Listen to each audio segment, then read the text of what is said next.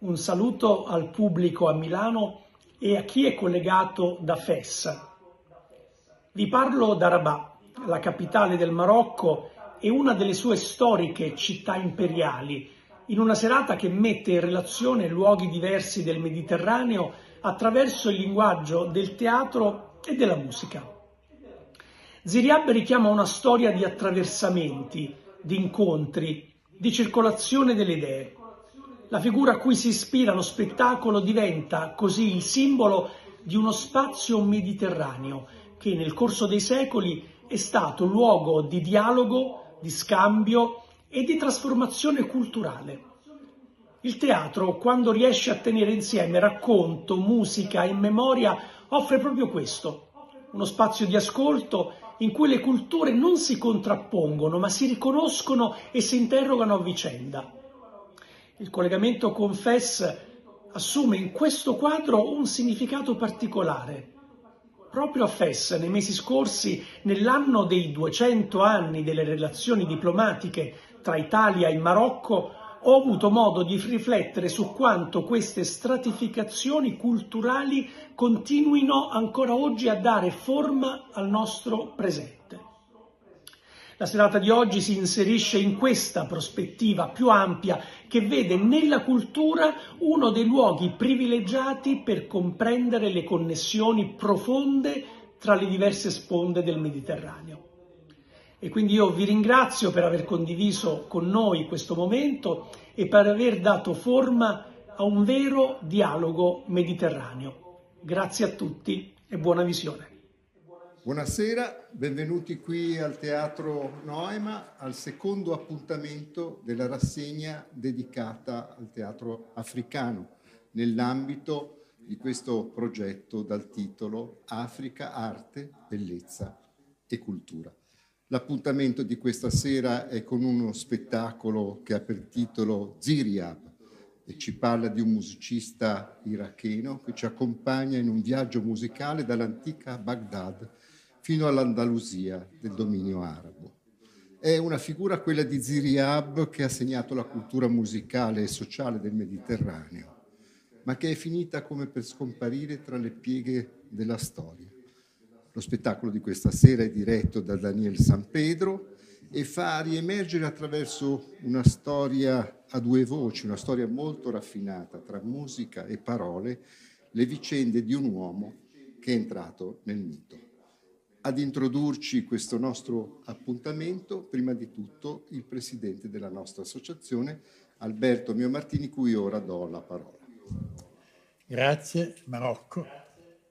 Il Marocco per posizione geografica e per storia, soprattutto rappresenta uno degli snodi fondamentali del dialogo fra Africa e Europa, Occidente, attraverso il Mediterraneo. Il Marocco ha sviluppato una propria identità culturale attraverso il dialogo con gli altri. È un punto che vogliamo sottolineare perché il mantra, direi, del nostro programma e del nostro impegno.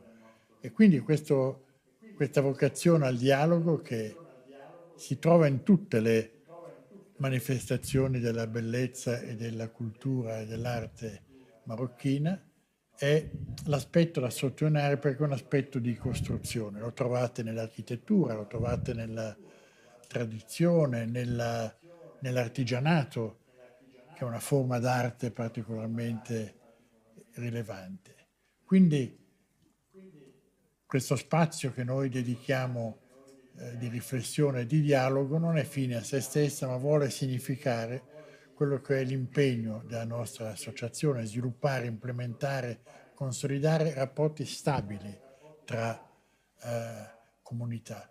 Non vogliamo rassegnarci ai tempi che viviamo, vogliamo costruire tutti qualcosa. C'era una bellissima frase agostiniana che dice: i tempi siamo noi. Quindi noi vogliamo vivere questa responsabilità di conoscenza e il Marocco ci offre anche stasera una opportunità da cogliere, da sviluppare e per cui vogliamo ringraziare. Ringraziamo il nostro Presidente. Do adesso la parola a Livia Pomodoro, che è Presidente del Teatro Noema ed è titolare anche di una cattedra UNESCO. La Presidente ha fortemente voluto questo progetto Africa e credo che nessuno meglio di lei lo possa rammentare e illustrare questa sera. A me il compito di ringraziare innanzitutto la Fondazione che ci ha fornito l'opportunità di mettere insieme, come vedete in questo nostro percorso, due platee e due palcoscenici. Un incontro che non è soltanto di parole, ma è di persone che si vedono, che si incontrano, che dialogano tra di loro, che attraverso questo dialogo costruiscono quello che noi speriamo possa essere un mondo migliore, e un mondo non di sopraffazioni e di potere, ma un mondo di incontro e di armonia tra le comunità. Devo dire che abbiamo dedicato alla cultura questo nostro incontro, perché la cultura non è soltanto un valore, è qualcosa di più. La cultura è certo un valore in generale, ma è un valore etico. Significa ciò che noi riteniamo debba accadere tra i popoli che debbono conoscersi, che devono vivere delle esperienze comuni come noi stiamo facendo questa sera, e da queste esperienze trarranno gli strumenti per potersi capire vicendevolmente, senza pregiudizi e senza soprattutto giudizi, perché tutti gli uomini sono uguali, tutti gli uomini hanno diritto a vivere su questa terra in maniera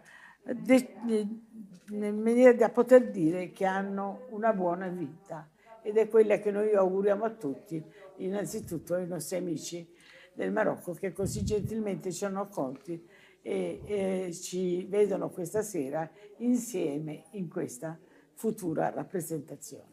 Grazie davvero a tutti.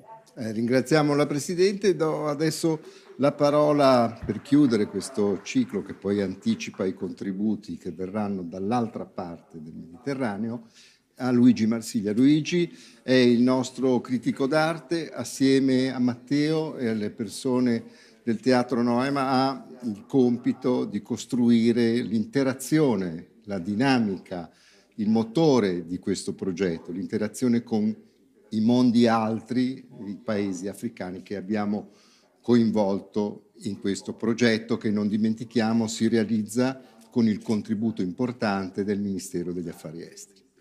Grazie. Direi subito che la cultura del Marocco è una cultura molto variegata, che ha radici profonde, ma viene sino a noi, al contemporaneo. È stata famosa la stagione della Beat Generation negli anni 60 a Tangeri, dove Kerouac e gli altri si trovavano insieme e tra l'altro il Pasto Nudo di Burro è stato proprio ambientato nella scenografia magnifica di Tangeri. Ecco, come è stato detto, il Marocco è un ponte tra il Mediterraneo e la cultura mediterranea del nord e quella araba del ponte africano.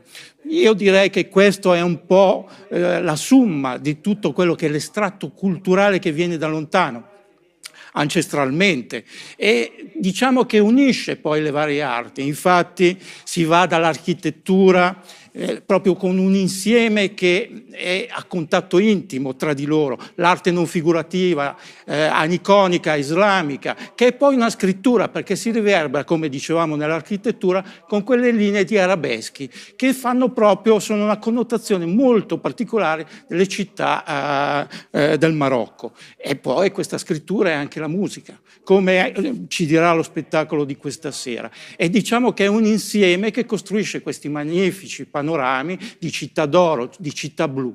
Ecco, tutto questo, che sono le radici profonde di questa cultura, arriva a noi, come spiega bene nel suo video intervento il professor Salvatore da Marrakech, ed è una cultura contemporanea che è un pieno fermento e che ha molte cose da dire in questa continuità di dialogo tra mondo arabo e mondo mediterraneo. Grazie. Bene, non ci resta che augurarvi buono spettacolo. Buonasera a tutti, sono Paolo Ducci, sono il presidente della Fondazione Ducci che ha accolto con immenso piacere e con convinzione la proposta del Teatro Noma di una collaborazione che prevede la realizzazione, la proiezione in streaming dello spettacolo che stasera avrà luogo a Milano. Lo spettacolo si chiama Ziriab, è una produzione di teatro e musica dal vivo e per noi è un motivo di orgoglio e di compiacimento, in quanto la Fondazione Ducci opera in Marocco ormai da 15 anni con la propria sede, il Cadra Nujum, che è stato inaugurato appunto nell'ottobre del 2010 sotto l'alto patronato del Re del Marocco. La Fondazione promuove il dialogo interculturale e la valorizzazione di tutte le espressioni artistiche e intellettuali quali strumento essenziale di comprensione e di convivenza civile. Lo spettacolo promuove valori di apertura, di incontro e di dialogo interculturale, valori che guidano l'operato della Fondazione appunto da sempre. Desidero rivolgere un saluto e un ringraziamento alla Presidente del Teatro Noma, la dottoressa Livia Pomodoro, sperando di poterla incontrare presto di persona, e auguro a tutti una visione dello spettacolo sia a Milano sia a Fez presso il Casa Nujum che sia la più partecipata possibile. Grazie. Buonasera dal Marocco. Parlare di cultura del Marocco non è facile. Inizierei col dire che è un paese biculturale che è composto da due anime, arabi e berberi, che dopo secoli si sono fusi con la religione dell'Islam che è predominante. È un popolo ospitale, hanno un'artigianalità piena di tradizioni che tocca diverse materie. Hanno un concetto di famiglia molto forte. L'arte non è da ultimo, l'arte contemporanea parlo, che è in continua ricerca. Proprio in questi giorni c'è una fiera, la 154, una fiera dell'arte africana che si svolge al Mamounia, questo grande hotel di Marrakech, dove gli artisti marocchini, con la fotografia, la pittura, la scultura, le installazioni, hanno una forza creativa e la mostrano con grande forza. Le città come Marrakech, Fez, Rabat, Meknes, Tangeri sono solo da visitare e non da raccontare. Bonjour, professeur Imen Benani, doyenne de l'école d'architecture de l'Université internationale de Rabat et titulaire de la chaire UNESCO Paysage urbain historique. Aujourd'hui, je vais présenter le patrimoine de l'UNESCO et en introduction sur le patrimoine urbain marocain. Les tissus traditionnels urbains de la Médina, la ville islamique. Donc, avant de parler des patrimoines, des typologies, des aspects saillants de ce patrimoine urbain, je voudrais juste signaler que nous avons 9 sites au Maroc qui sont inscrits sur la liste du patrimoine mondial. Nous allons donc commencer par saillant de la Médina. Alors, il faut signaler également que la diversité et la richesse géographique de notre terre, de notre pays, a donné lieu à des tissus urbains et des architectures spécifiques et authentiques. Donc les médinas, il faut signaler que c'est une architecture citadine. Les médinas, c'est une architecture citadine, c'est un ensemble traditionnel urbain, un patrimoine vivant abritant des milliers de familles y habitées dans sa totalité. Elle fait partie de la structure urbaine de la ville. Donc la médina en général, elle se présente comme un ensemble d'espaces clos, collés les uns aux autres, fondés sur le principe de bon voisinage, la préservation de l'intimité des foyers. Elle favorise la hiérarchisation des espaces et aussi la hiérarchisation des fonctions. Les fonctions urbaines. À l'intérieur de l'enceinte, on remarque une petite répartition entre les quartiers, une nette plutôt répartition entre les quartiers résidentiels et les quartiers qui rassemblent les fonctions urbaines. Nous retrouvons dans les maisons ou la maison marocaine l'obsession de l'eau dont la présence est imminente. Donc on va retrouver de l'eau. L'eau elle est présente dans le patio sous forme de fontaine qu'on va retrouver aussi sous forme de bassin. Et cela selon le statut, selon ce qu'on peut se permettre, cette fontaine ou ce qu'on peut permettre ce bassin. Mais on aura aussi l'élément végétal aussi qui est très important, très présent et il y a une volonté aussi parce qu'on va trouver les jardins, les potagers, les vergers et les plantes d'ornement occupent le moindre espace libre à l'intérieur des remparts jusqu'au centre des maisons. Et je vous remercie pour votre attention. Hello, my name is Zainab Bah. I was born in Casablanca in 1977, a city that reflects the energy, ambition and resilience of Morocco itself. Today, I am not only a businesswoman, but also a woman, a mother and a wife who believe deeply in the power of growth, personal growth, economic growth, and the growth of a nation. Over the past decades, Morocco has experienced remarkable economic developments. Our country has become a strategic bridge between Africa, Europe, and the rest of the world. Through trade, investment, and innovation, Morocco plays an essential role in connecting African markets, encouraging partnership, and creating opportunity for sustainable development across the continent. One of the most powerful force behind this progress is the role of the woman in the Moroccan economy. Moroccan women are no longer only participants in society. They are leaders, entrepreneurs, and decision makers. They are building business, creating jobs, and shaping the future of our country with confidence and determination. As for me, I am proud to be part of this movement.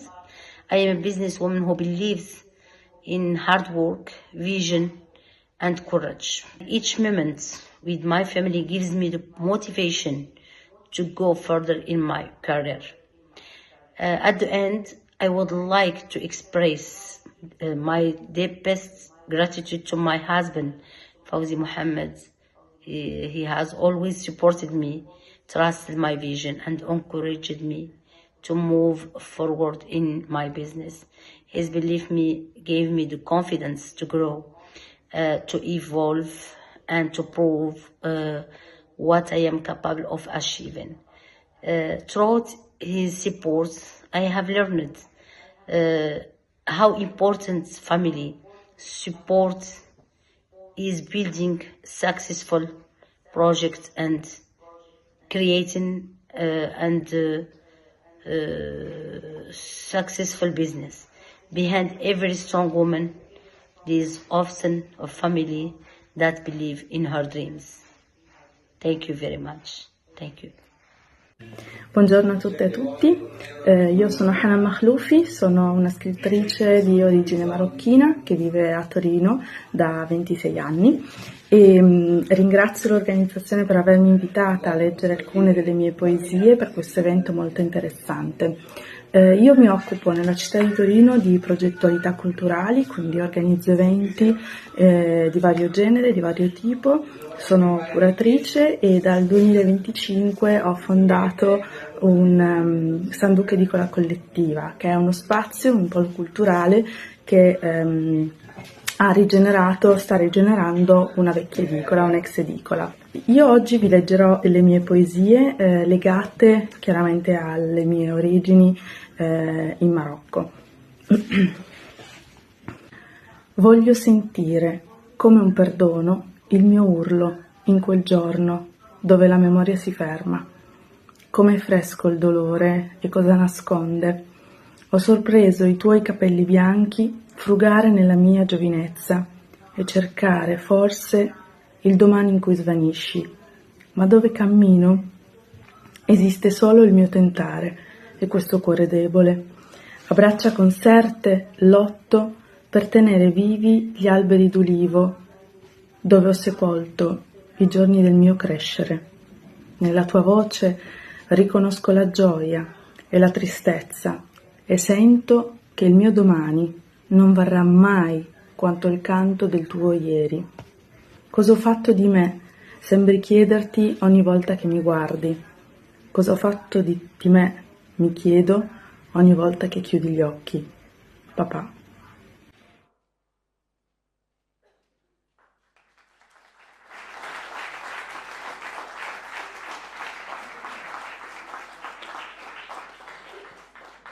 Grazie. Buonasera a tutti, innanzitutto ai nostri amici marocchini che in questo momento spero siano lì ad ascoltarci e ad assistere, come assisteremo noi tra qualche minuto, ad uno spettacolo veramente straordinario e bellissimo. Uno spettacolo che ci racconterà dell'Andalusia, ci racconterà di mondi che non si sono sovrapposti, si sono solo incontrati. E questa sarà una grande, bellissima avventura che ci porterà poi a riconoscere quello che è il valore di questo nostro sforzo faticoso, difficile, qualche volta incompreso, che è quello di cercare di mettere insieme comunità che si parlino tra di loro, che si incontrino, che riescano a capirsi, a conoscersi e soprattutto a vivere in armonia. Io vi ringrazio molto per aver assistito a questo incontro fatto attraverso l'online direttamente con Face. Adesso daremo subito luogo al nostro spettacolo. Vi ricordo che è uno spettacolo del Premio Internazionale dedicato a Teresa Pomodoro e quindi vi sarò molto grata se quando sarà finito deporrete il vostro voto, se vi sarà piaciuto, o comunque deporrete il vostro voto nell'urna all'uscita prima di andare via. Grazie a tutti e buona serata davvero. Grazie.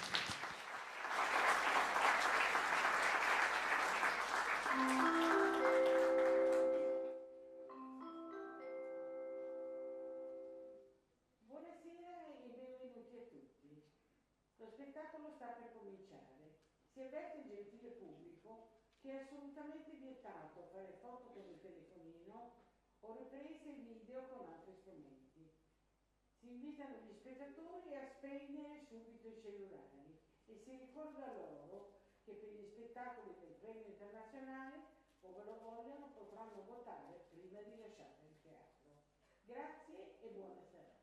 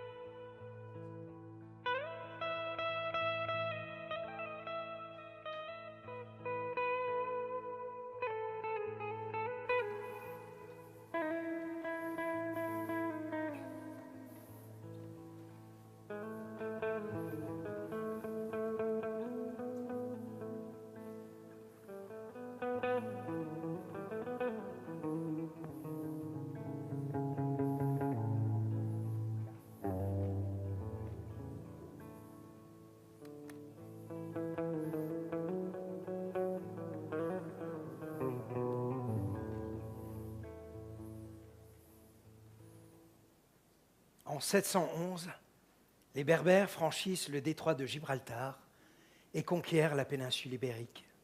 Cette Espagne musulmane durera 7 siècles et prendra le nom d'Al-Andalus. Les 3 religions du livre, musulmane, juive et chrétienne, vont y cohabiter dans une tolérance unique pour l'époque.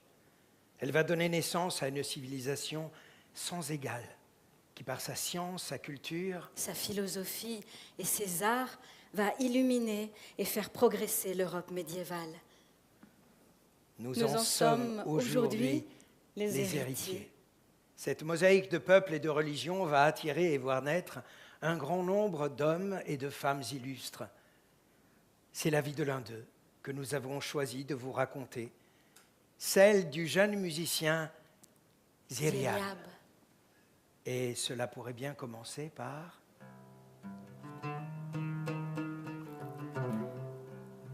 Il était une fois à Bagdad. Kan Yamakan, Bagdad.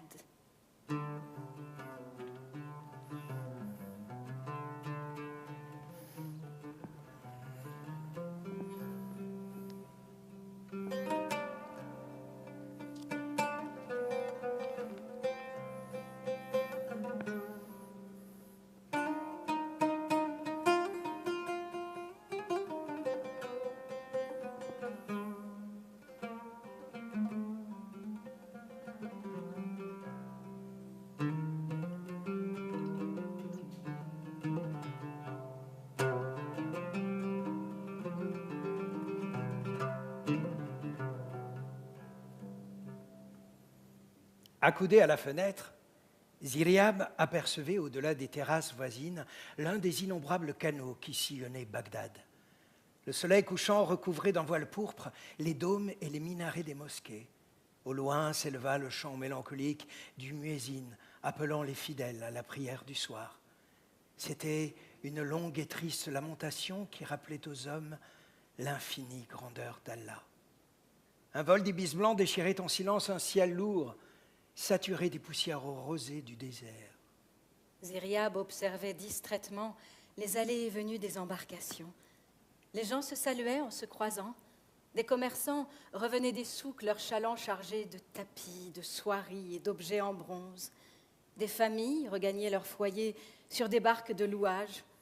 Des femmes s'apostrophaient joyeusement à bord d'une cange pavoisée. Les eaux brillaient de reflets rouges. On eût dit que le sang de la plus belle ville du monde s'écoulait lentement vers le Tigre, témoin muet d'empire défunt en cette année 808 du calendrier chrétien. Telle était la ville qu'il contemplait depuis sa cellule de l'école de musique la plus célèbre d'Orient.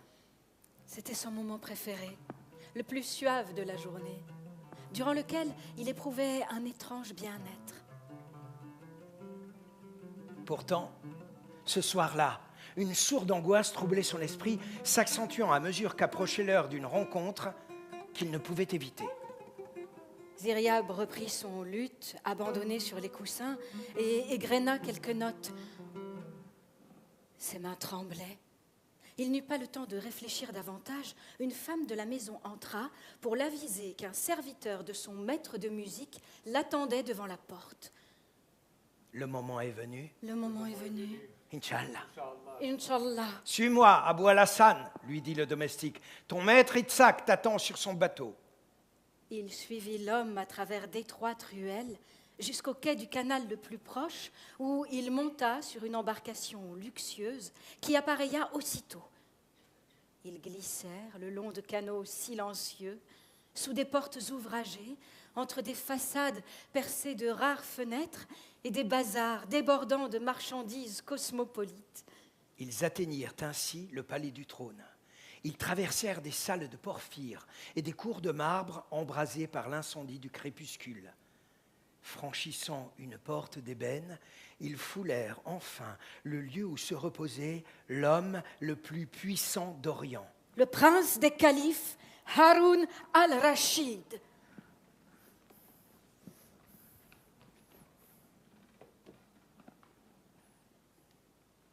Sois le bienvenu, Itzhak, ainsi que ton disciple.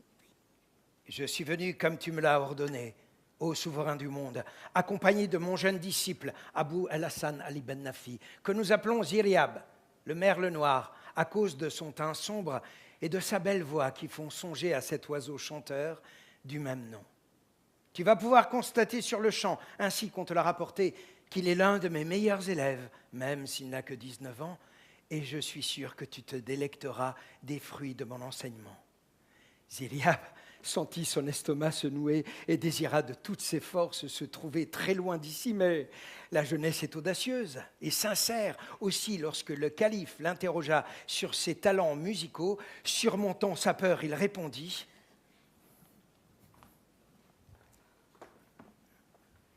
« Je sais chanter comme beaucoup d'autres, mais je possède également un talent qui n'appartient qu'à moi. Seul un connaisseur aussi sensible que toi, Majesté, peut apprécier mon style. Si tu m'y autorises, je vais te chanter ce que personne n'a encore jamais entendu. Mais accorde-moi la grâce, Majesté, de jouer de mon propre luth. » Qu'a donc ton instrument qui le rende préférable aux autres ? Si tu désires entendre la musique que j'ai composée, je dois employer mon luth, sur lequel j'ai procédé à quelques modifications qui charmeront ta sensibilité. Ce luth, Majesté, est plus léger que les autres, et j'en ai allongé le manche. Je lui ai aussi ajouté une 5e corde entre la 2e et la 3e pour enrichir sa sonorité. Cette nouvelle corde représente l'âme. Le calife fut conquis par le savant plaidoyer du jeune homme.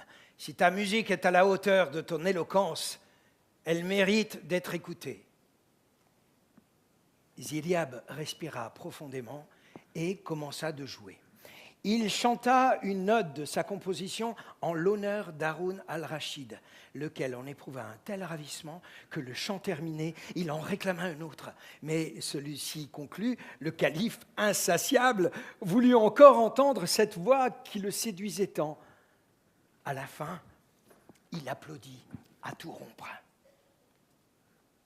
D'où te vient cette inspiration pour composer d'aussi beaux chants ?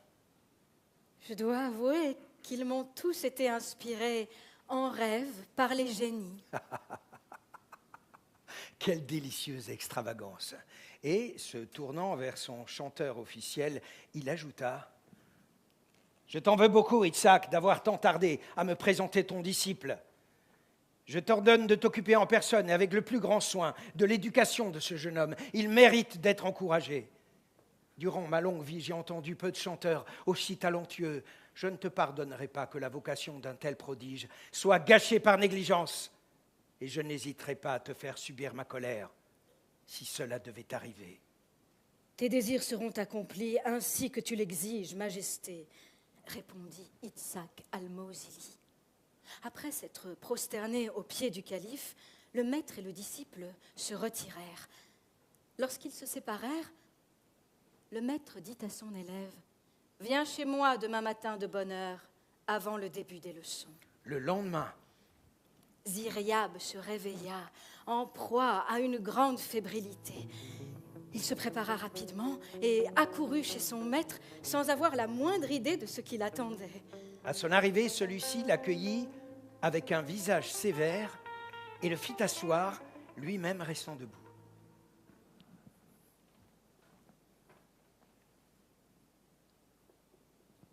Écoute mes paroles avec attention, Ziryab. L'envie est un défaut exécrable et pourtant l'un des plus répandus en ce monde, particulièrement entre personnes de même profession. J'envie ton talent et la haute estime que tu as suscitée chez le calife. Ziryab n'en croyait pas ses oreilles. Son grand maître, le respecté et vénéré musicien Itzhak al-Mawsili, jalousait un jeune homme pauvre et inconnu qui était parvenu à enthousiasmer le calife Haroun al-Rachid avec quelques chansons. J'ai 2 propositions à te faire entre lesquelles tu devras choisir. Ou bien abandonner tout de suite le pays pour t'établir en terre lointaine d'où ton nom et ta réputation ne parviendront jamais jusqu'ici, ou bien demeurer à Bagdad contre ma volonté, vivant dès lors par tes propres moyens et m'ayant comme ennemi implacable, dont tu auras à redouter le pire. À toi maintenant de considérer la situation. et de prendre la meilleure décision. Ziryab était atterré. Il ressentit une rage impuissante.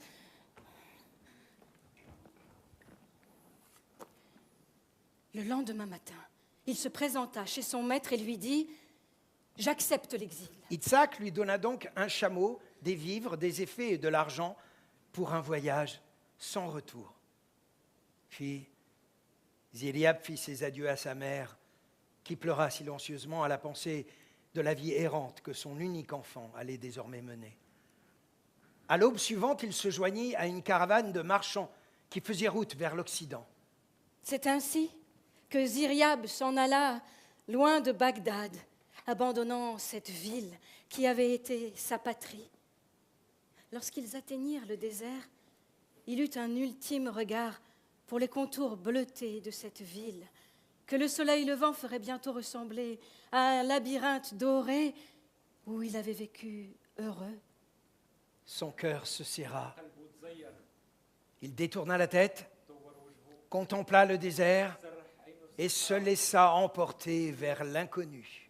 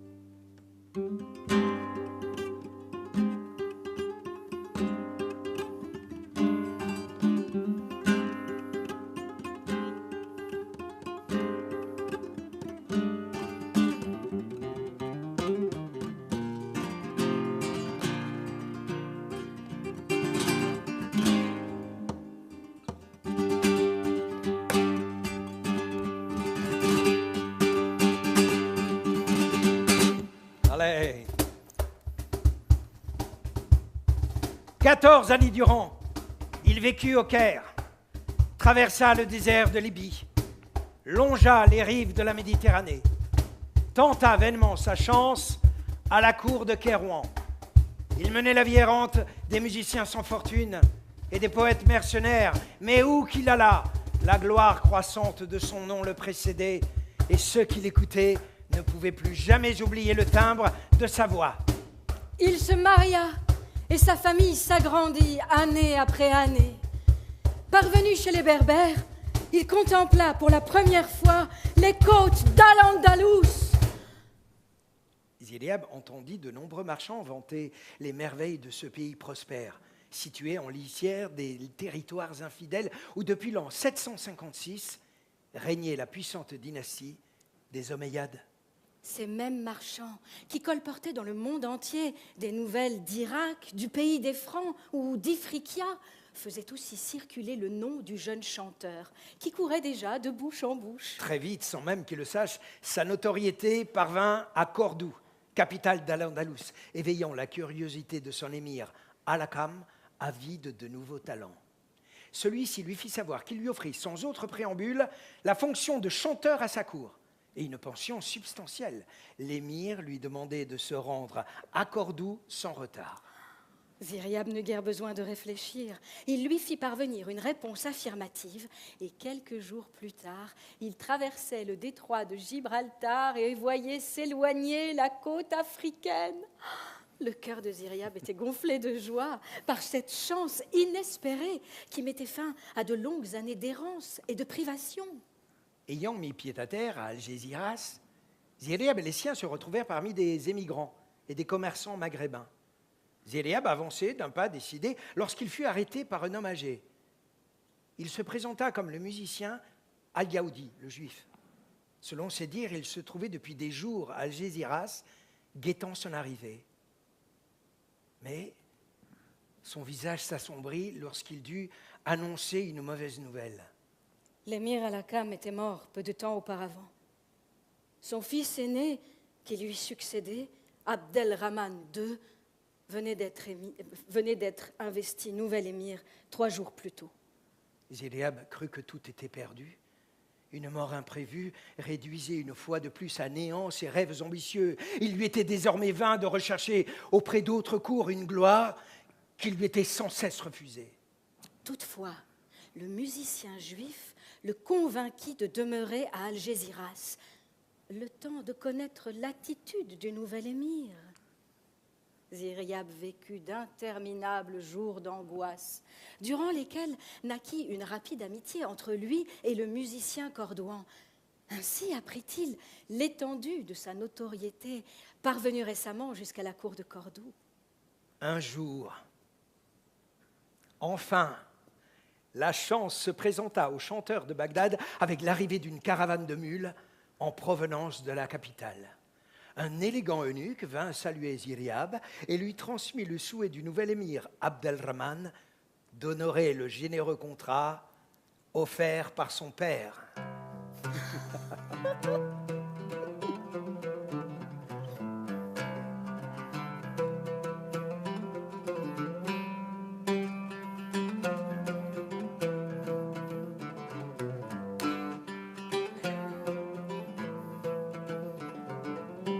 Étourdi et encore sceptique, Ziryab entreprit le voyage avec famille et bagages vers la capitale du royaume d'Al-Andalus.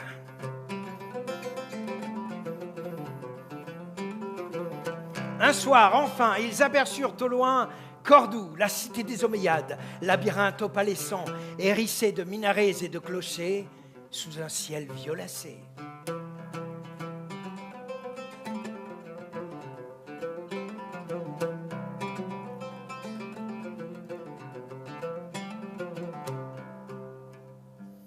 Telle était Cordoue, la plus prestigieuse cité du continent européen, qui accueillait d'éminents savants de toutes disciplines, des guerriers illustres par leurs expéditions en terres infidèles, des poètes comparables à ceux d'Orient, des médecins juifs qui soignaient les rois et les princes chrétiens, des étudiants venus d'horizons lointains en quête de savoir. Cordoue, la sans pareille, ivre de bruit et de lumière, née de l'accouplement de Rome et de l'Arabie, ville des trois cultures, hérissée d'églises, de synagogues, de mosquées, capitale d'un royaume musulman où l'austère mihrab tutoyait la croix et le candélabre à 7 branches, nouvelle perle de l'islam dont les rues résonnaient de la plainte des muezzines et des carillons de la chrétienté. La caravane traversa le pont aux 17 arches planté dans le grand fleuve, le Guadalquivir, El Guadalquivir, et pénétra dans la fourmilière humaine de la Médina. Les voyageurs furent immédiatement conduits à l'Alcazar, demeure de l'émir et siège du gouvernement, où on les installa dans de splendides appartements, leur accordant 3 jours de repos avant d'aller se présenter devant Abdelrahman. Arriva enfin le jour fixé aux musiciens de Bagdad pour se présenter à l'émir. Au milieu de la matinée, Al-Yehudi, le juif, vint chercher Ziryab dans l'aile du palais où il résidait, et tous deux se rendirent à l'entrevue tant espérée. Ziryab, son luth sous le bras, pénétra dans le salon où l'émir avait coutume de traiter des affaires d'État. L'émir était assis sous une grande arche, d'où pendait un lourd tapis persan. Au pied d'une colonne de marbre rose fumait un brûle-parfum. Abdelrahman avait 30 ans, élancé, agréable de sa personne, avec des grands yeux sombres. Ziryab se prosterna devant l'émir et attendit de se voir adresser la parole, ainsi que l'exigeait le protocole. Alhamdulillah, loué soit Allah, qui a consenti à laisser mes yeux voir celui que tous considèrent comme le plus grand musicien de ce temps, dont la notoriété le précède où qu'il aille et qui sait captiver les cœurs de ceux qui l'écoutent d'une seule note de sa voix. Ziryab remercia l'émir pour sa générosité et ses louanges excessives, dans lesquelles il nota un goût pour le lyrisme. Abdelrahman voulut tout savoir sur Ziryab, ses origines, son lignage et la vie qu'il avait menée jusqu'à ce jour. Il le questionna sur la splendeur de Bagdad, vers laquelle tous les regards se portaient avec admiration. Ils évoquèrent longuement ses arts, ses coutumes, sa poésie et ses percées dans tous les domaines du savoir. Ils parlèrent aussi de la cuisine. Que Ziryab regrettait. Ziria promit à l'émir d'instruire ses cuisiniers de quelques recettes de son pays. Le savoir, Majesté, est comme un champ fumé sur lequel on peut semer toutes choses. J'aime autant l'histoire que les disciplines culinaires. La philosophie que l'art du vêtement. L'astrologie que les soins du corps. La science, Altesse, est aussi affaire de saveur. La nourriture est chose sérieuse. Si l'on se gave, le sommeil nous empêche de penser. Et si l'on mange trop peu, les intestins protestent, nous interdisant toute pensée élevée. L'élégance d'un repas exige un strict protocole. Il convient de commencer par les potages, suivi d'un plat de viande rouge et blanche, assaisonné d'épices, pour finir par les pâtisseries et les fruits. Respectant cet ordre, la digestion n'en est que plus aisée, et chaque saveur retrouve ainsi sa singularité. La table doit être élégante et dressée, le lin grossier des nappes remplacé par le cuir fin. Plus décoratif et plus propre, l'usage de gobelets d'or et d'argent abandonné au profit du verre et du cristal. Plus respectueux de la saveur des vins. Je crois, Majesté, que ce sont là des éléments de distinction qui serviraient à renommer. Voilà un sage conseil et un témoignage de sensibilité, commenta Abdelrahman, visiblement séduit. Je veux qu'un tel système soit adopté dans mes banquets. Le savoir, Majesté. Je souhaiterais aussi tester quelques inventions auxquelles je pense pour l'enseignement de la musique. Je souhaiterais aussi, si tu m'y autorisais, transmettre aux Cordouans les plus subtils raffinements de Bagdad concernant l'art de se vêtir et d'entretenir la beauté féminine. Je pense aussi à l'élaboration de certaines saveurs qui doivent agrémenter la table et à la décoration intérieure, enfin à tout ce qui contribue à faire de la vie un jardin accueillant pour l'esprit. Louable souci, commenta l'émir. Au cours de la conversation, Abdelrahman découvrit en Ziryab plus qu'un simple chanteur, un esprit persuasif capable de bousculer bien des habitudes. De son côté, Ziryab trouva en l'émir un homme sensible, amoureux des savoirs et dont la vaste érudition embrassait autant le droit que la poésie arabe classique. Une amitié presque naturelle naquit ce jour-là entre les deux hommes, qu'unissait, outre le goût des arts, la proximité de l'âge. Ils parlèrent de musique. Ziryab montra à l'émir son luth et lui en déclina toutes les caractéristiques. Et enfin, il chanta, comme il l'avait fait tant d'années auparavant devant Haroun al-Rachid, une des 10 000 chansons de sa composition. Jamais on n'avait entendu en Al-Andalus semblable voix et style. Transporté, Abdelrahman le nomma sur le champ, commensal de sa table et chef des chanteurs du palais. Puis il lui annonça sa rétribution. Ziryab était abasourdi. La rente que lui offrait l'émir représentait un capital annuel de quelques 40 000 pièces d'or. C'était beaucoup plus que ce dont un grand musicien pouvait rêver. Ziryab passa en revue tous les mots de remerciement qu'il pourrait prononcer. Ziryab, tu devineras aisément la raison d'une telle générosité. Je veux m'assurer que tu resteras parmi nous. Vous, les artistes, êtes gens indépendants qui aimez par-dessus tout la liberté. Puisque tu chantes comme un oiseau, je veux retenir cet oiseau dans ma cage en or, aux portes ouvertes. La cage est ce beau pays hérité de mes aïeux. J'aimerais que tu le considères dès aujourd'hui comme ta nouvelle patrie. Bagdad n'a pas encore l'éclat de... Cordoue n'a pas encore l'éclat de Bagdad ou de Constantinople. J'espère que la paix actuelle me permettra de faire de Cordoue une capitale de la science et des arts. À partir d'aujourd'hui, je veux que toi aussi, Ziryab, prennes part à ce projet. Tes attributions iront au-delà de celles d'un musicien. Je souhaite que tu m'aides à faire de Cordoue une ville digne de l'admiration du monde. Rien ne saurait m'être plus agréable, Majesté. J'espère seulement que mes capacités seront à la hauteur de ta générosité. Moi aussi. Moi aussi.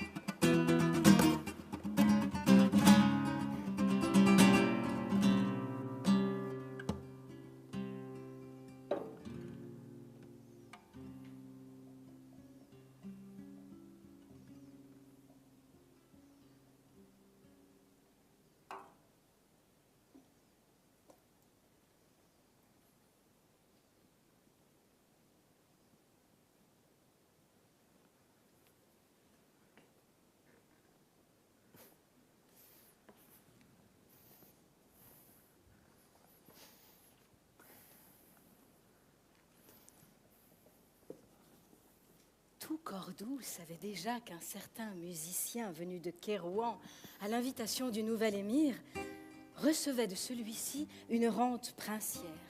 Dans les souks et les bazars, le nom de Ziryab était au centre des conversations, tandis que nobles et gens de cour rêvaient de rencontrer celui qui avait su éveiller chez le monarque un si vif engouement. L'influence de Ziryab sur les coutumes cordouanes commença de se faire sentir. Il s'était rendu en personne dans les tanneries et les ateliers afin d'apprendre aux artisans de nouvelles façons d'affiner et de découper le cuir et de le décorer. On abandonna peu à peu la rusticité médiévale des manières de la table, encore en vigueur dans bien des cours européennes. Désormais, nobles et puissants de Cordoue voyaient leurs repas disposés sur des nappes de cuir fin et buvaient dans des verres transparents. Au plaisir gustatif du vin s'ajouta celui de sa contemplation qui fit le bonheur des poètes. Ziryab introduisit des recettes de cuisine, institua l'ordonnance des banquets et enseigna l'art de l'ornementation des mets afin de rendre ceux-ci agréables à la vue et stimulants pour l'appétit. Lors d'un repas au palais, l'émir qualifia de délicieuses ces tiges bouillies que Ziryab lui fit goûter et qui n'étaient rien d'autre que des asperges. Maintes nouveautés culinaires flattaient chaque jour le palais des courtisans, parmi lesquelles des boulettes à la viande. Ah oui. Un plat bagdadien baptisé depuis ragoût de Ziryab. Délicieux. Une préparation de viande parfumée à la coriandre qui devint très populaire. La toufahia. La toufahia, tu donnes la recette? Allez, la recette. Ingrédients pour 4 personnes. Alors, il vous faut 600 g d'épaules d'agneau désossées coupées en 8 morceaux, 2 belles pommes, un oignon coupé en 2, 50 g d'amandes mondées, de l'huile d'olive, du poivre, de la coriandre moulue, de la menthe moulue en poudre, de la cannelle en bâtonnets ainsi qu'en poudre, du gingembre. Vous prenez un grand faitout. Bien grand, hein? Vous faites revenir la viande à feu bien vif, vous ajoutez l'oignon, vous rajoutez une petite pointe de coriandre, vous commencez comme ça à bien faire revenir à feu vif. Lorsque c'est bien saisi, vous recouvrez de jus de pomme, vous baissez le feu pour ne rien faire cramer, surtout. Sinon, il faut jeter. Ah oui, non, ça attache après, c'est la catastrophe avec le sucre. Et là, vous rajoutez un bâton de cannelle, encore un petit peu de coriandre, un petit peu de menthe en poudre, un petit peu de gingembre moulu, un petit peu de sel, de poivre. Vous recouvrez et vous laissez mijoter comme ça pendant à peu près 20 minutes à feu bien doux. Ensuite, vous ouvrez. Vous sentez-moi ça. Vous retirez le bâton de cannelle. Vous ajoutez les petites pommes là par-dessus la viande. Vous les aviez réservées en quartier. Et là, vous rajoutez un petit peu de coriandre en poudre, les amandes mondées. Vous recouvrez. Vous laissez cuire encore à feu bien doux pendant une demi-heure à peu près. Et vous servez bien chaud. La cuisine sucrée-salée. Exactement, c'est le secret. Aïe. Divulguées par les esclaves et des riches familles de Cordoue, ces innovations furent aussitôt imitées jusque dans les foyers les plus humbles. Ça m'a donné faim. Moi aussi, mais j'en veux.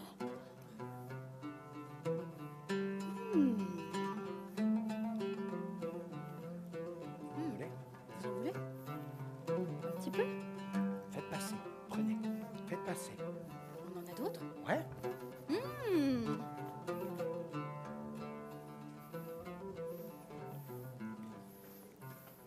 Faites passer. Faites passer. Per tutti. Ah bah.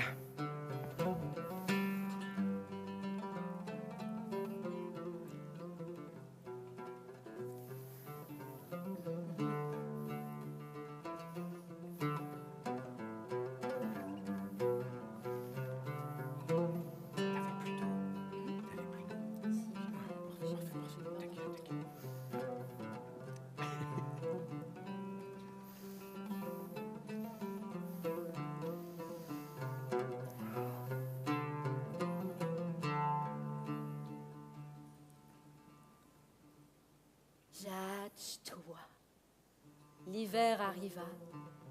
L'inauguration de l'école de musique de Ziryab fut la grande nouveauté de cette nouvelle saison.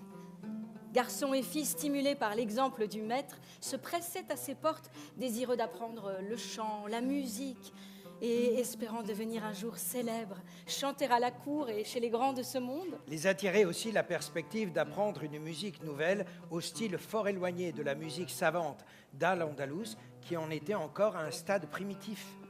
Ziryab poursuivait son activité à la tête de son école où ses idées ingénieuses bouleversaient l'enseignement musical. L'école, installée dans une vaste demeure au centre de la Médina, rassemblait chaque jour et à toute heure de la journée de jeunes gens des deux sexes. Dans une pièce, on chantait. Dans l'autre s'élevait le son d'un rébab ou les accords d'un luth. Plus loin, c'étaient les roulements des tambourins.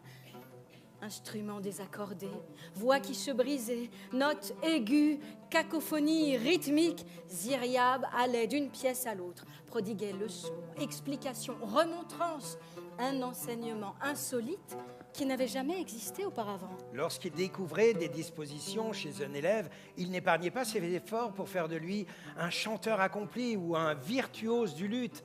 Mais s'il notait des marques répétées de maladresse ou de simple paresse, il suggérait à l'élève de suivre plutôt la voie du commerce ou de la vente de tapis. Mais ce n'était pas une simple révolution pédagogique que Ziryab avait introduite à Cordoue, mais un véritable bouleversement musical. Il signe en quelque sorte la naissance de l'école andalouse, fondée sur une conception métaphysique de l'harmonie universelle en opposition à l'école traditionnaliste de Bagdad. Pour Ziryab, la musique était thérapeutique. Peut-être n'avait-il pas conscience lui-même de la portée de ces innovations. Avec lui, naissait un type de chant qui deviendrait avec le temps la musique dite arabo-andalouse, la nouba.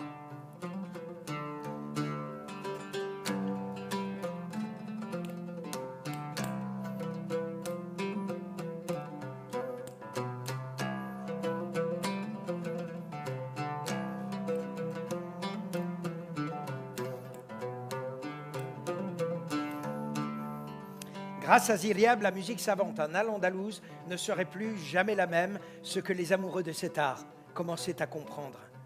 Il n'était donc pas étrange que le traditionnaliste Itzhak al-Mausili se fût débarrassé d'un musicien qui, à l'âge de 19 ans, avait entrepris, sans le savoir, de transformer la musique classique arabe.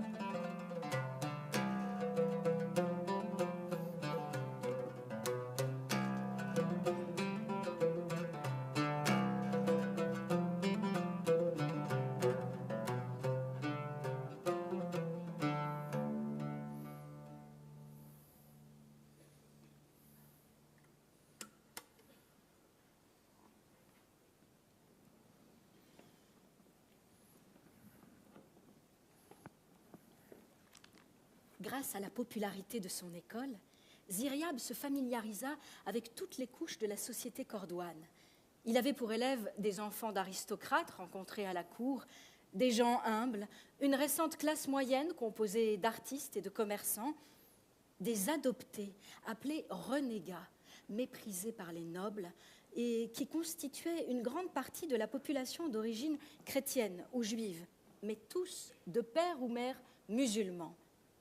Et d'autres, les Mawalis, anciens esclaves, chrétiens pour la plupart, ayant embrassé l'islam afin de recouvrer leur liberté. Des Juifs suivaient aussi l'enseignement de Ziryab. Persécutés sous la monarchie wisigothe, ils avaient vu leur situation s'améliorer sous la domination des musulmans, auxquels ils s'étaient facilement assimilés, parlaient et écrivaient l'arabe, adoptaient leurs coutumes, tout en respectant leurs traditions et leur religion et en fréquentant les synagogues. Les Juifs régnaient sur certaines villes d'Al-Andalus et comptaient nombre de fonctionnaires, littérateurs, philosophes, musiciens, orfèvres. Les chrétiens étaient appelés mozarabes, ce qui signifie arabisé, nom dérivé de mustarab, celui qui demande à vivre comme un arabe. Juifs et chrétiens étaient englobés sous la dénomination gens du livre à cause de leur croyance en la tradition révélée. Les musulmans respectaient la religion des pays conquis. Juive, chrétienne, sabéennes chez les Perses, mazdéennes, et considéraient ces pratiquants comme des protégés. Ils n'obligeaient personne à se convertir à l'islam. Et ils étaient persuadés que la seule force d'attraction de leur religion y suffirait. En Al-Andalus, les chrétiens conservaient leurs églises et pouvaient sonner les cloches le dimanche. Ils possédaient leur administration dirigée par un comte ou un gouverneur nommé par l'émir, leur propre collecteur d'impôts et leur juge. En raison de l'indéniable supériorité de la culture apportée dans la péninsule par les musulmans, les chrétiens finirent par s'arabiser jusqu'à parler et écrire l'arabe, s'habiller comme les musulmans et étudier leurs sciences, leur littérature et leur musique. La culture, la langue et le caractère espagnol influencèrent à leur tour les musulmans, contribuant à la formation de ce phénomène unique d'une nation islamique où les femmes jouissaient d'une liberté inusitée, se promenaient le visage découvert et se distinguaient comme poétesses. L'on y buvait et souvent abusait du vin, célébré par les poètes et pardonné par les juges qui ne pouvaient faire abstraction d'une terre où la vigne pousse depuis la nuit des temps.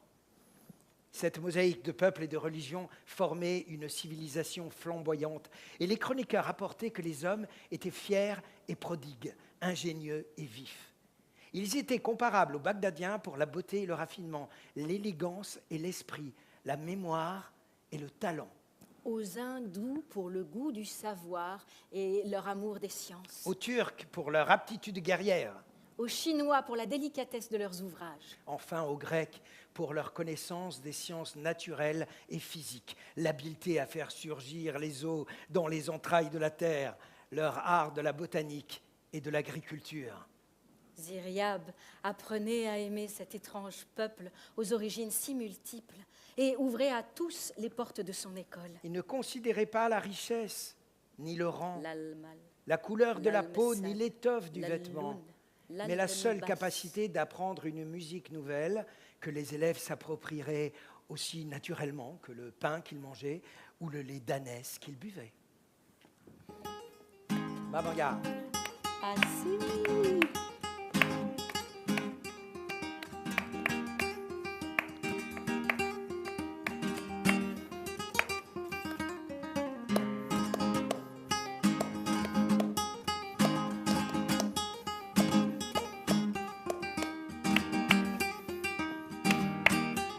Vamos ya.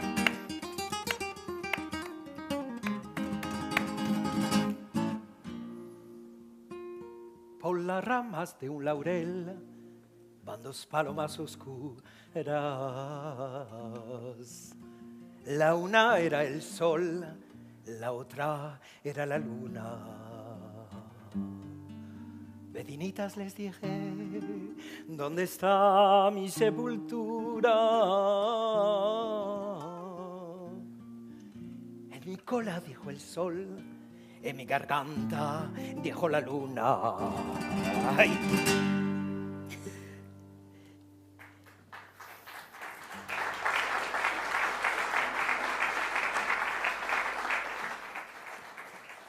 Ziryab vit dans le changement de saison le moment opportun pour entreprendre un projet qu'il caressait depuis fort longtemps. Ayant observé que les Andalous avaient une conception quelque peu rudimentaire de l'art du vêtement et des soins corporels, il avait songé à modifier leurs habitudes. Ziryab soumit son audacieux projet à l'appréciation d'Abd al-Rahman et, fort de l'agrément royal, il choisit une vaste demeure, la fille richement meublée, décorée de tapis, de tentures et de tout ce qu'il jugea nécessaire au confort de ses futurs clients. Ziryab acheta dans les souks des objets de qualité, les plus fines étoffes, des tables en bois ouvragé, de nombreux ustensiles tels que peignes fins, démêloirs, épingles, flacons, pots, brosses, flacons, cuvettes et fioles. L'automne était sur le point de s'achever lorsqu'à la surprise de tout Cordoue, Ziryab inaugura solennellement sa maison de beauté. Les rumeurs coururent les bazars. Au bain public, les femmes délaissèrent tout autre sujet de conversation. La maison de beauté fut immédiatement bondée.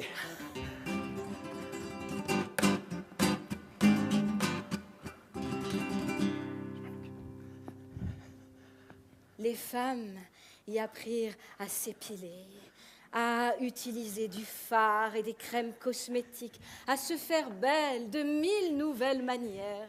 À se tailler les cheveux et à se les coiffer à la mode orientale.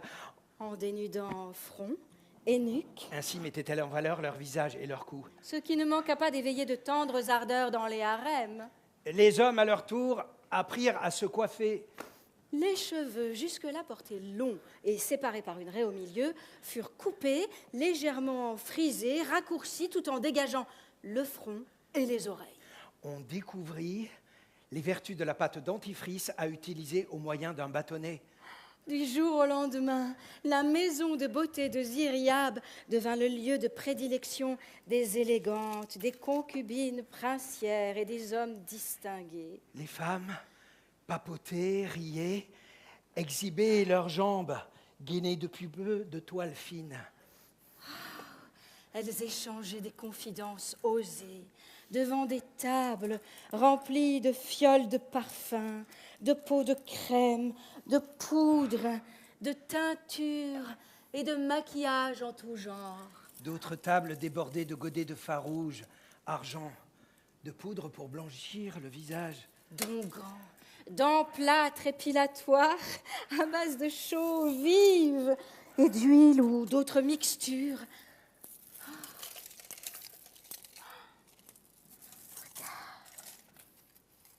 La nouvelle mode était belle et bien lancée, et ses adeptes se multipliaient comme les fanatiques d'une religion naissante.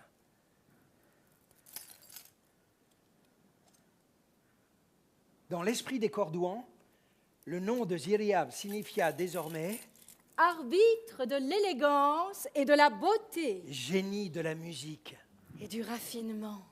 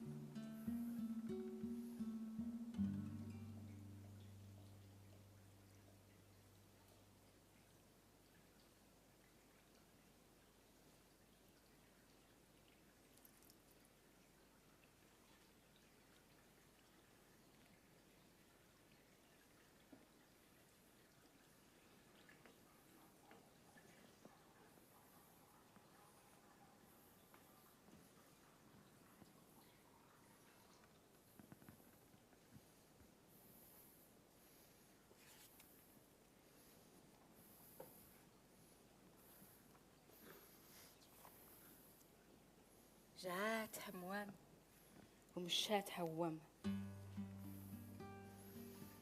Les années passées, imperceptibles.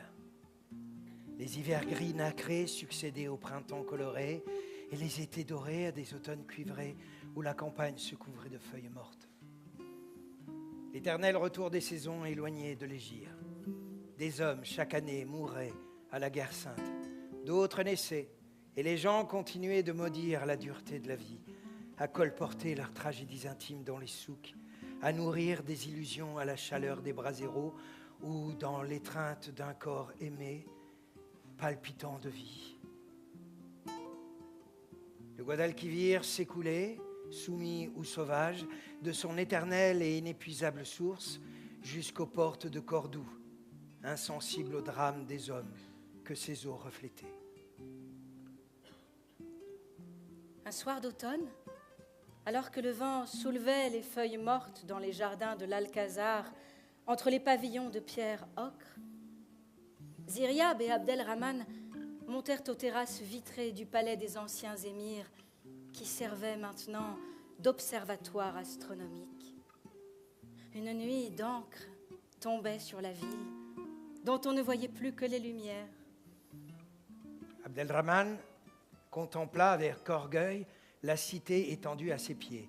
Appuyant sur un créneau de pierre, ses mains, il dit « Mon peuple est un creuset où s'amalgament de multiples ingrédients, proches et lointains, jeunes et vieux, de multiples éléments parfois irréconciliables, brillant sous le soleil d'Al-Andalus, cristallisés sous ses lunes, transformés tels des songes dans la nuit des harems par l'amoureuse rencontre de peaux de différentes couleurs. Chaque nouvel Andalou est un pas franchi vers un peuple qui vibrera peut-être un jour d'un seul et même sang.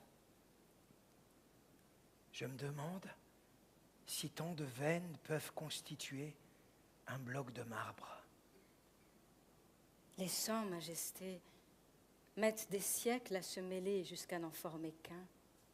De nombreux peuples forment celui d'Al-Andalus, et dans 10 siècles, il en sera peut-être encore ainsi. Nul ne le sait. La sangre, Señor, tardan siglos en fundirse.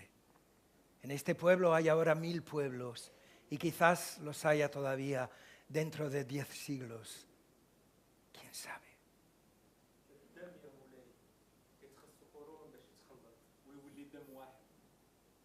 الأندلس فيها أجناس كثيرة ومن دابا عشرات القرون يمكن يبقى الحال كيف ما هو دابا شكون عارف הדמים עוד מלכותך, נדרשים למאות שנים כדי להתרחב עד שהם נעשים לאחד. עמים רבים מרכיבים את של אל-אנדלוס ובעוד 10 מאות שנים יתקם שכך יהיה עדיין, איש אינו יודע.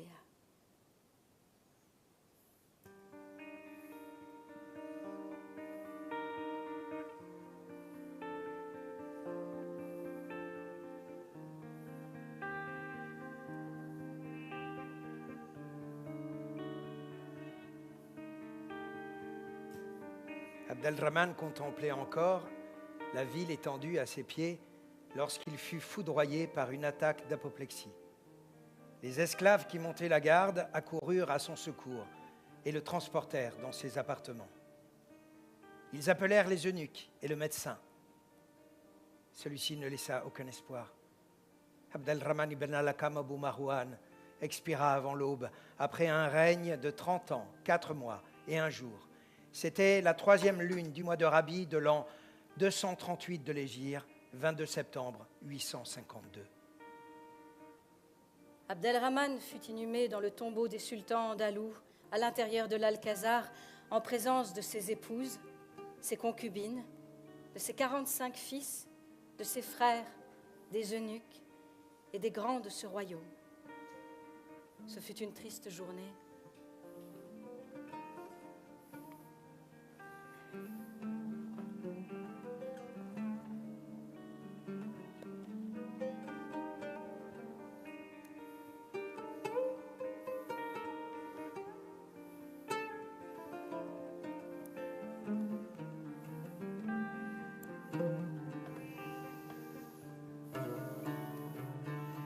Ziryab acceptait difficilement que cet être cher ne fût plus qu'une ombre. Il lui en coûtait de croire qu'un homme pût ainsi disparaître, que celui-ci si proche, si vivant, si fragile, avec lequel il avait passé tant d'heures, pût n'être désormais qu'un souvenir. Ziryab n'alla plus au palais et ne chanta pas pour le nouvel émir. Il vécut désormais à l'écart du monde, consacrant son temps à relire ses livres favoris, à jouer du luth et à se promener le long du Guadalquivir. Les gens le saluaient avec respect. Ziryab, Ziryab, le chanteur de Bagdad, le créateur d'une nouvelle musique, l'arbitre de l'élégance, de la saveur, était une légende vivante.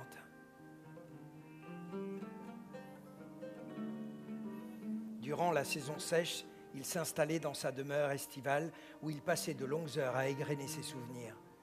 Il revoyait son enfance à Bagdad, le calife Haroun al-Rachid, ses jours à Kairouan, sa première rencontre avec le jeune Abdelrahman. C'étaient les images mêlées d'une longue existence qui s'acheminait inexorablement vers le mystère de la mort.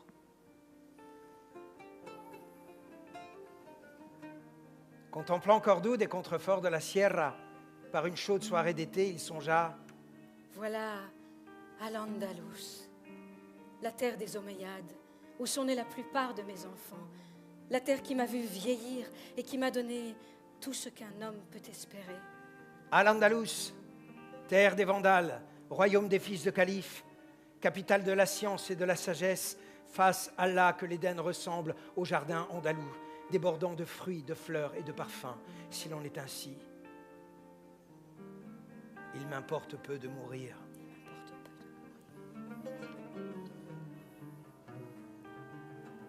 Durant l'hiver 857, en 243 de l'Hégire, s'éteignit à Cordoue, à l'âge de 68 ans, Abou al-Hassan Ali Ben Nafi, surnommé Ziryab, le merle noir. Avec sa disparition, une page de l'histoire d'Al-Andalus venait d'être tournée.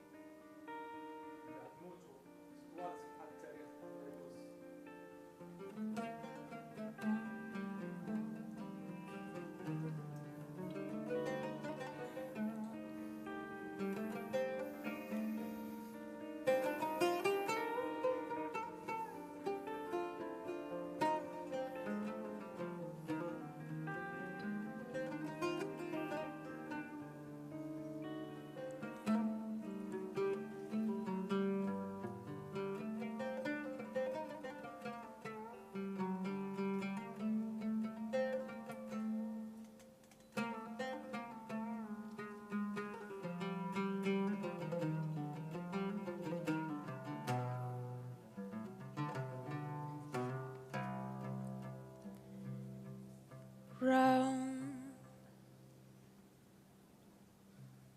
like a circle in a spiral, like a wheel within a wheel, never ending or beginning on an ever spinning reel, like the snowball down a mountain or a carnival balloon, like the snowball that it's turning, running rings around the moon,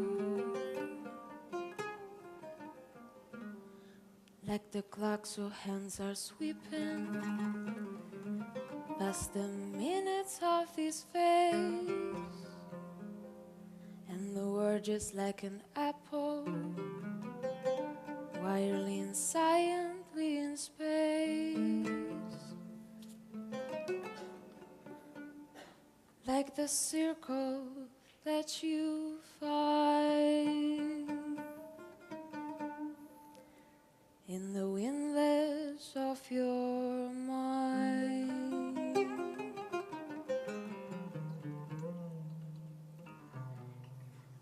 Like a tunnel that you follow to a tunnel of its own,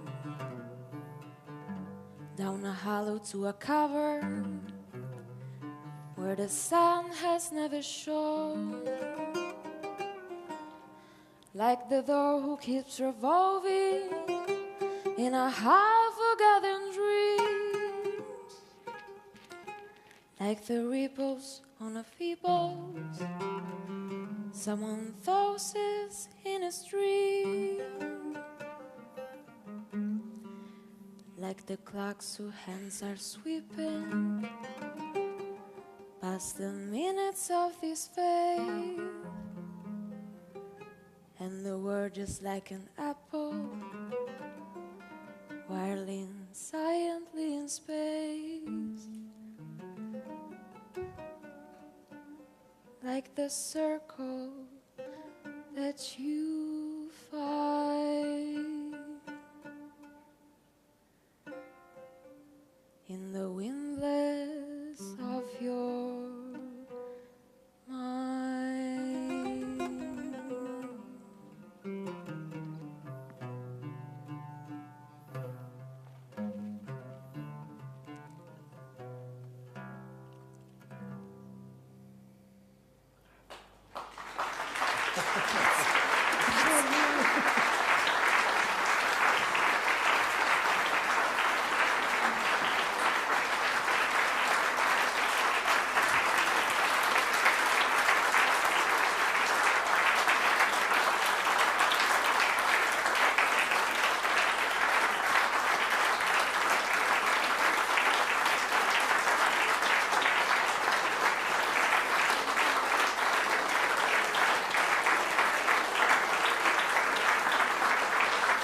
encore. Et...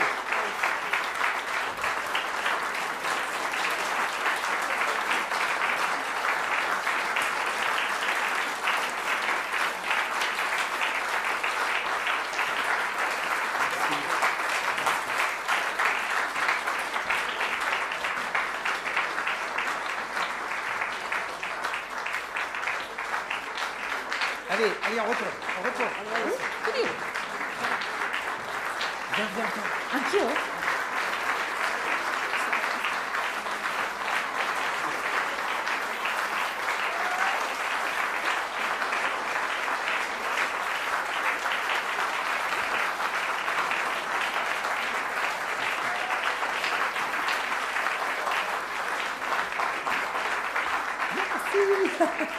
Bravo. Magnifique. Siete stati bravissimi.